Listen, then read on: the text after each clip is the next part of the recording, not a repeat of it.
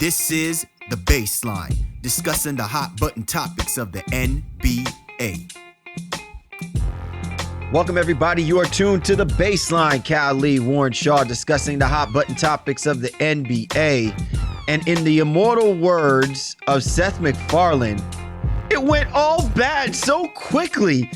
How did we get to this point where we're talking about an NBA Finals where, yes, the Golden State Warriors could be, should be, and is better 2 games already than the Cleveland Cavaliers. But it's not the wins in the series as much as it is the margin of victory, because both games have basically reflected something that we're going to wind up talking about more so than our concerns regarding the Golden State Warriors. And it's a glaring reflection of something that might actually rear its ugly head if it doesn't get fixed by game 3. But in order to break all of that down, you know I got to do with my right-hand man, 50 grand NBA aficionado, Dime Mag contributor, writer from the illest websites, www.shawsports.net, Big Kahuna and PNC, my brother from another mother, Mr. Warren Shaw, repping out of Fort Lauderdale, Florida. Holla back at me, Mr. Shaw, man. So what did you do at halftime when you looked up at the score and you noticed that the game was close? And then what did you do at the end of the game when you realized that clearly that wasn't the same Cavaliers team that came out of the locker room? Well, salute to all the fans, listeners of NBA Baseline, and let me keep it 100. Listen, I'm pissed off right now that the Cavaliers made me miss Game of Thrones for that foolishness that we had to witness tonight. Losing by 33 points and now have lost 2 games by a total of 48 points. I'm upset. So now I have to reevaluate what I'm doing. You're pulling out your Stephen A right now, because Stephen A was channeling, boy. I mean, yeah, I know he said that he was alluding to on Twitter that he was definitely going to go on an epic rant, but I'm just saying, man, they made me miss Game of Thrones for that. I will never forgive the Cleveland Cavaliers for this debacle in Game 2, man. It's just absolutely amazing. And, you know, this is our coverage of the NBA Finals, our post-game discussion. And, you know, we appreciate you and yours for tuning in. We always encourage you to listen to the Baseline NBA podcast, weekly podcast discussing the hot button topics of the NBA. Get at my man Shaw at Shaw Sports NBA, or get at me at GameFace Lee, the show's Twitter handle at NBA Baseline. Shaw, you know, when we look at this game, we said to ourselves, you know, it's not as if the Cleveland Cavaliers don't have it within them to compete with the Golden State Warriors. It's just a question of, can they execute consistently for 48 minutes? And even when we came to this point at halftime, we kept saying, look, Golden State's still not playing well. Cleveland is giving themselves a chance, but they've got to execute. And for them to come out and perform the way that they performed in the second half of this game, it really makes me question if this Cavaliers team is truly understanding the magnitude of this situation. I mean, so much so that I even think LeBron James in his own head might be regretting. And maybe it's something he saw from Game 1 that kind of reared its ugly head on the way that his mannerism, his demeanor is reflective of how he performed and what kind of has kind of channeled through the rest of that team in the second half of Game 2, bro. Well, this again, it's at this point now, I think we're at the crossroads where we need to stop disrespecting the Golden State Warriors. A lot of fingers are being pointed at the Cavaliers and inability to play, and even some Twitter conversations. You know, I'm going to jump around here a little bit and talking about, well, LeBron left Miami to come to this and such and such and such. And no, I don't want to hear that. I really don't want to. I don't want to hear that. And I don't either. And, yeah. And again, I have some, you know, some trolling Heat fans really feel like this is a situation for them that they can kind of capitalize on. But LeBron and the Heat got smashed by San Antonio the year he left. And now Wade is a year older. Bosh has health concerns. Whiteside doesn't know if he's going to come back. So what's so attractive about this Miami situation? But my point in saying this all right now is that Golden State is phenomenal. Right, and that's exactly. That's where the credit needs to be given. Hold on, let me jump in on that a little bit real quick, because it's not like I hate Miami Heat fans, but I hate when Miami Heat fans do this kind of nonsense. Let me put it like this. Be grateful LeBron left, went somewhere else, Because if he did stay in Miami, you guys would be getting a dose of what the Golden State Warriors have been dishing out over the last 2 years. And I think and look, Cleveland Cavaliers fans have been enduring this for some 50 plus years in their franchise. The Miami Heat have had the luxury of having great players on their team to give them championships. They don't want any part of a team like the Golden State Warriors making that organization look foolish. Just sit back and watch how it's being done, because that's where the Miami Heat need to cater themselves to, and it's going to take a while for that to happen. If you have the luxury of having LeBron James, it might seem like easy pickings, but it doesn't mean that they were going to be guaranteed to be going to an NBA Finals and win any kind of championship when you're playing up against a team like how the Golden State Warriors have been playing for the last 2 years, and that's what we've been saying. No, and that's what it boils down to. Like I said, I'm just right now, that has gotten me on my Stephen A. rant, if you will, right now. Just them thinking that, okay, well, that they would have much better luck. Golden State really needs to get all the credit. But to even getting back to this series and to the earlier conversation, listen, some of the things that we wanted to see from the Cleveland Cavaliers have not happened yet still. There's still a lot of isolation basketball. Golden State's defense is able to sit down on them, and they're not getting the ball movement that they want. But why is that happening, Shaw? That's Tyronn Lue. That's a Tyronn Lue thing. See, and here is where I begin to wonder myself.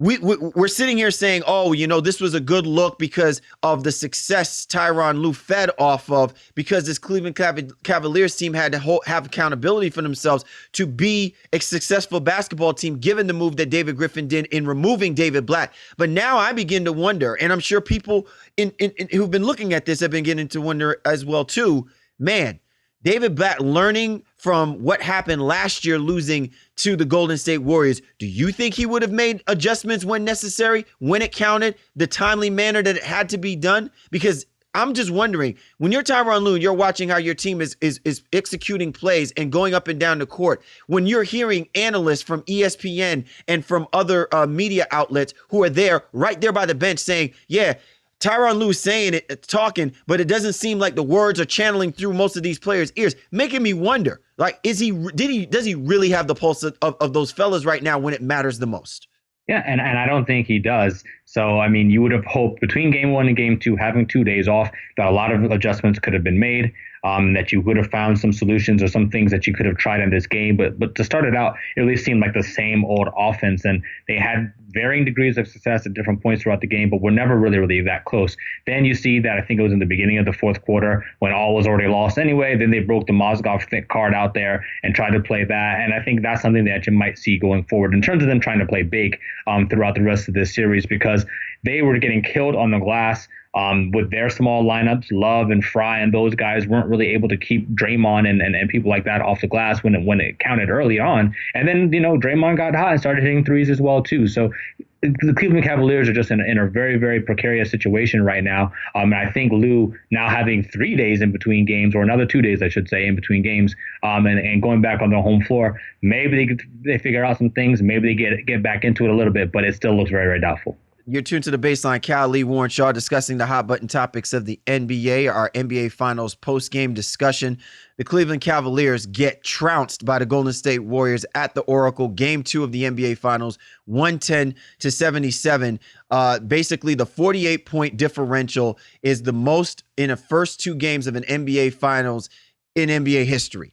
This is done by the Golden State Warriors. And look, let's make this perfectly clear, because a lot of people were basically jumping up and down talking about, the Cleveland Cavaliers did a great job shutting down Steph Curry, shutting down Klay Thompson, but then they allowed Sean Livingston, they allowed Leandro Barbosa, these guys to get off. They're not going to get off again. That was an admiration. Is it really an admiration? Because all we're saying, and all we have been saying is that the reason why this Golden State Warriors team is where they are is because you cannot commit a sin when you are not capable to win. And at this point, the strength in numbers has emphatically, almost like Stephen A. just said a few moments ago, almost basically snatched the hearts out of the Cleveland Cavaliers' chest right now. When the Golden State Warriors bench players can make you question 3/4 of your starting unit, when Tyronn Lue has to basically pull out James Jones to go out and pull a punk move, knocking Steph Curry on the basketball court just so that they can feel the presence of the Cavaliers and cheap minutes, that tells me that they're really becoming desperate. And I know people aren't looking towards that, but you have to look at it within its context. Tyronn Lue really, I really think that he believes like, yo, to lose the way that we lost is an emphatic statement that even if we win game 3, even if we win game 4, that I cannot guarantee that this team is going to play with the same confidence throughout a duration of a 7-game series, which basically the Warriors are saying, we're not even going to wait 7 games for you guys. We're trying to kill you in 4. And that to me just says so much. It's such a resounding statement for a basketball team that wanted the Warriors in this finals. They wanted this rematch. They wanted this situation. And even for LeBron James, I'm even going to put a little bit on him. He wanted this. He questioned the current MVP. He questioned his heart. He questioned whether or not he's deserving to be in this situation. And Steph Curry has barely played all but he hasn't even cracked 40 minutes, 35 minutes so far in the first 2 games of this series. And yet the Golden State Warriors are still 2 wins away from basically making us again question the LeBron James and his impact on teams that should be in a position to win an NBA title. Yeah, at this point, again, it really does come down to how good Golden State is and whether or not the Cleveland Cavaliers are going to make this any semblance of a series. Again, I keep going back to that old adage, role players play great at home, et cetera, not so great on the road. And now we have to see if the Cavaliers can, in turn, game 3, get their bench players and some of their role players to really contribute. Lou went to Richard Jefferson tonight, especially when Love went out of the game with a concussion. Obviously, you hope Kevin Love is able to return and can compete in this series. But this is an old, that other old adage, if you say, be careful what you wish for. And now you're healthy. If you're the Cleveland Cavaliers and you've gotten the Golden State Warriors, who arguably may not even be that healthy, obviously with the Stephen Curry thing still with his knee. Again, we're not going to make excuses for Steph right now at this point because they don't even need him. You said 25 minutes tonight, 18, 9, and 8 or whatever it is. 18, 9, and 4. And then 2 games just hasn't even been needed as the MVP. And that's my last question now is, if the Golden State Warriors win this thing, which we obviously think they do, who would be the finals MVP for them because they've gotten production from all over the place? Well, there's a couple of things I wanted to bring up regarding that point, Shaw, because I'm glad you did that. And let me say this. Steph Curry, I don't think gets enough credit for the sacrifices that he makes because we get too enamored with his shots. We get enamored with the passing. 18 points, 9 rebounds. This from a guy who everyone says is scared to take the contact. This from a guy who everyone says he doesn't really guard the top players, in the top point guards in the league. This from a guy who basically is underneath guarding up against Tristan Thompson on switches when need be, on LeBron James on switches when need be. And look, if these guys turn around and make shots, it happens, right? That's what you're supposed to do. You're supposed to take advantage of. If you're Tyronn Lue, you should be asking for these switches to happen so that you should be abusing. I mean, we saw that, and I don't understand why Tyronn Lue did not force Kyrie Irving, did not force Kevin Love, did not force anyone to put Steph Curry back into foul trouble once he had those 3 fouls. I mean, you would think that the idea here is once you have some of the quality players in foul trouble, you keep pushing them until you see them off the bench. But maybe Tyronn Lue was just like, maybe we are better off having Steph Curry on the floor because we can't do anything when the rest of the bench comes out there. So to me, I applaud Steph Curry because this is exactly the reason why I don't think people give credit for why Steph Curry to me is one of the most valuable players in the game. I go back to the conversation that we had a while back, Shaw, remember when the Golden State Warriors played against the Oklahoma City Thunder in OKC, and Steph Curry, after getting his ankle almost mangled by accident by Russell Westbrook, comes back. He leads his basketball team to that overtime when OKC should have shut the Warriors down and walked away with that victory. And the first thing that he does in the overtime is he gets the proverbial golden child, Kevin Durant, to foul out, right? On a drive to the basket, which at that point basically took the hearts out of OKC's chest. And then Steph Curry went on to help that Warriors team walk away with a victory out of the arena, out of Chesapeake. To me, the things that Steph Curry does are the things that you cannot put on a stat sheet. It's just the immeasurable little things. It's the things that we talk about mostly with Draymond Green before Draymond Green started making these statistics. These are the things that we're seeing from Steph Curry, and he's only doing it in 25 minutes of play. No, and I love that. I love that point because I think that's the testament of any great player. You don't always have to do it with your shot.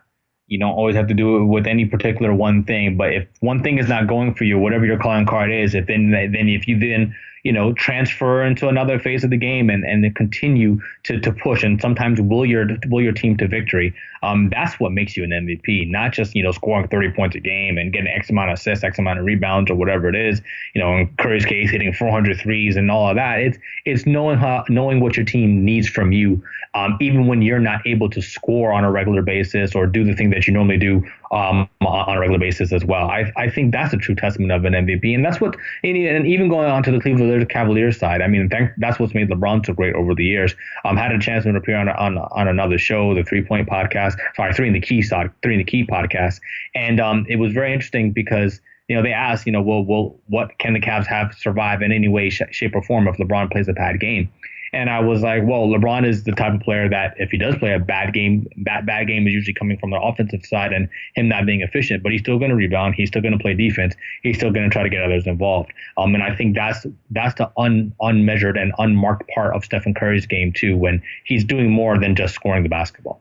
You're tuned to the Baseline. Cali, Warren Shaw, discussing the hot button topics of the NBA. Our post-game discussion of the NBA Finals Game 2. Warriors win 110-77. All right, Shaw, so let's go ahead and try to shift this forward real quick. What is it going to take now? Look, I look at it like this. When I look at the total numbers for the starting five for the Cleveland Cavaliers, 7 field goal attempts by Kevin Love. This is prior to the concussion situation, which is something that we're definitely going to have to look at, because there's that possibility that Kevin Love might not be cleared to play Wednesday if it is in fact, well, if they have completely confirmed that he has suffered the concussion, and when they set up the scheduling for him to go in and do another concussion test for him to pass. So there's that possibility that the Cavaliers might not have Kevin Love for Game 3, which would be critical more ways than one to lose him at this particular juncture. But LeBron James, 17 field goal attempts. Tristan Thompson, 8 field goal attempts. Kyrie Irving, 14 field goal attempts. J.R. Smith, well, he finally shot 6 field goal attempts, which is probably 3 more than what he did in Game 1, right? Shaw, this is just not enough field goal attempts if you're expecting to run with the Golden State Warriors. And every time I was listening to ESPN and they were giving their coverage, just saying, well, the Cavaliers are playing with pace. They're playing their kind of pace. You can't tell me that they're playing with this kind of pace if this is the only amount of shots that you're throwing up with an expectation to beat the Warriors. That means that you are counting that you're going to defend against the Golden State Warriors, which they have proven they cannot do in the first 2 games. Yeah, like I said, they're just not doing anything right offensively, and that really is their fault. They're still turning the ball over a ton, had 17 turnovers tonight, and then they're not even getting back on defense a lot of times too, and stopping Golden State from on their break. Then the other issue too is that the rebounding was a problem for Cleveland. So they were getting Golden State get 2 and 3 attempts and not allowing them to set up their offense or for them to get out in transition, and conversely to get some more field goal attempts for the Cavaliers. So everything is wrong. They pretty much have to scrap everything they're doing, I think, from the offensive side of things right now, and really reevaluate themselves over the next couple days, and see if they can get some sort of effort here in Game 3. Question is now, if Kevin Love does miss time, we're talking about them trying to potentially go big now. I don't know if Richard Jefferson is going to be the starting 3 and move LeBron to the 4, or if they try to do Thompson and Mozgov in a 4 or 5 lineup that we saw a little bit in the fourth quarter. But Lou has to do something with this team and with this rotation. They cannot get embarrassed and swept on their home floor and lose a championship in that manner. That's just not something that I think the Cavaliers fan base is going to stand for. Shaw, does it surprise you that this is now 2 games now? And everyone keeps talking about Channing Frye being the big acquisition, that guy that LeBron James, I mean, he's enamored with him, and he's supposed to space and shoot the 3. He only played 4 minutes tonight, man. 4 minutes. Iman Shumpert, 20 minutes. Richard Jefferson, why is Richard Jefferson getting so many minutes? I mean, is it really that bad that Tyronn Lue has to have Richard Jefferson out there to kind of measure that sort of small ball lineup because he believes that Jefferson as the second unit is the best defender, kind of like their Andre Iguodala? Has it really come to that point? Because I don't understand why Channing Frye is not getting any minutes in the finals right now. Well, Fry's again, it's his lack of ability to play defense and even really be effective on the glass at times. So I think Lou is just not try But to the go Cavaliers with can't play defense, period. So what does it Well, I matter at agree. this point, But right? the funny thing for me is that Fry's one shot in the game came from the post, which is just not his game to begin with anyway. So I'm glad you brought that up. yeah, it just doesn't make any sense how they're Shaw, utilizing some that of in the itself was rotation. a -3 in the plus minus category. Like that, Yeah. Channing Frye shooting a post up shot, to me, that should be like a -3 But plus anytime. it was like a 3 or 4 possession sequence where I think 2 of those possessions saw Fry in the post and Dellavedova in the post trying to create offense. And again, we've already established that isolation post basketball is not going to work against this Golden State Warriors team, especially with the personnel that the Cavaliers are throwing out there. So Lou's got to find a way to get, like I said, better ball movement, get his guys involved. If Fry's going to be the answer, well, then obviously he needs to be out on the arc or at least be involved in pick and pop. And then you have to maybe sacrifice some of the defense. I think you're going to see some different things with them. I'm at the point like they may start throwing some high school zones at them, like a triangle and two. Trying Game to of figure out a zones. way. They made you miss Game of Thrones, so now they got to play a Game of Zones. For real, man, because they have no answers to what's going on here. And I think when we get to Wednesday night and you see the same thing happening again, it really is going to spell a lot of questions for the Cavaliers going into the summer. All right, look, we spent the majority of the time criticizing and antagonizing this, abysmal effort by the Cleveland Cavaliers. If you look at the Golden State Warriors, Shaw, listen, 110 points scored again. The defensive effort was just so damn good that really, you look at it, 20 turnovers, that's not going to cut it. I guess against other basketball teams that are willing to play a full 48 minutes, this Golden State Warriors team couldn't get by with that. If you're looking at this Warriors team going into a hostile environment, because this is a time that Cleveland Cavaliers need to depend on their fan base to help them through winning a game. This is going to be that game 3. Forget about whether or not they're going to win the finals. That's not where we're getting to. To me, the effort and the overall play for the Cleveland Cavaliers, it's tantamount that they come out with some kind of effort, something that basically kind of gives us reason to question if the Golden State Warriors are just going to let the Cavaliers hang around throughout this series, or the Golden State Warriors are just that damn good of a basketball team to get it done. The one fallacy I see is the fact that the Golden State Warriors are still very careless with the basketball, especially Steph Curry, even though their defense has allowed them to get away with it the first 2 games. Right, and that's what it's boiled down to. If the defense hadn't been as locked down as it has, then those turnovers really would be a superior problem for them. But Cleveland is not scoring. They're not, getting a lot of points off those turnovers. They're not running effective offense in general, and it's allowing Golden State to run away with these 2 games. But it will be interesting to see that if they're careless with the basketball and going into Game 3, as you mentioned, in a hostile environment, does that give those role players who have been so atrocious thus far? Does that give them the energy to be successful, and for the Cavaliers to try to really make a run at this thing and put some pressure on Golden State? That very much remains to be seen, because at the end of the day, when you talk about these Warriors turnovers, and even in the 2 games that they've played, they still haven't played a really good game, and you haven't had that Curry and Clay explosion at all in this series thus far. And then you just kind of know those things are coming. So if I'm the Cavaliers, I'm very worried and very discouraged, but you have to dust yourself off and figure out a way to get it done. Cleveland Cavaliers 5 for 23 from 3-point land. This was the second best 3-point shooting basketball team, and virtually one of the most dominant 3-point shooting basketball teams in the playoffs. Definitely not displaying it in this NBA Finals. 21%. That is definitely not going to get it done if you're going to depend on shooting that 3 ball. The Golden State Warriors shooting 45%, 33 3-point shots heaved up, and a very nice night by Steph and Clay as they went 8 for 16, a very sultry 50%. The Golden State Warriors once again dominant, 110-77 over the Cleveland Cavaliers. Shaw, another great line of conversation, great line of talk that we're going to obviously be throwing out there with the tweets. And, listen, man, especially with our upcoming episode of the Baseline NBA podcast, if people really didn't give a damn about what happened here in Game 2, at least they could look forward to some really quality stuff that we have coming in our next show. Yeah, man, we're keeping it live and keeping it thorough as always. And, the NBA Finals haven't been the matchup that we've wanted them to be, from a watchability standpoint. But we're definitely keeping everybody engaged with some of our other conversations surrounding the NBA. So make sure you tune in. Make sure you give us a rating on iTunes, Stitcher, or whatever your social media outlet is, to catch our show. And again, as always, man, it's always a pleasure. Most definitely. Be sure to catch the the Baseline NBA podcast, available on iTunes, Stitcher Radio, Player FM, Microsoft TuneIn. We're also available on Google Music. My man Shaw is rolling up with the Roku channel, so go to Shaw Sports and you can catch all the episodes of the Baseline NBA podcast, especially this conversation that we have. Our upcoming show is going to be a doozy. We have some great topics, and my man Shaw had an opportunity to sit down with upcoming NBA prospect Malachi Richardson from the Syracuse Orangemen. I'm sure tonight the Cleveland Cavaliers could have used Malachi Richardson, as their offensive output was just clearly irreprehensible and led to this thorough thrashing by 33 points with the Golden State Warriors. For the Baseline, Cal Lee, Warren Shaw, we appreciate you guys. Thanks for listening in, and we'll catch up with you next time.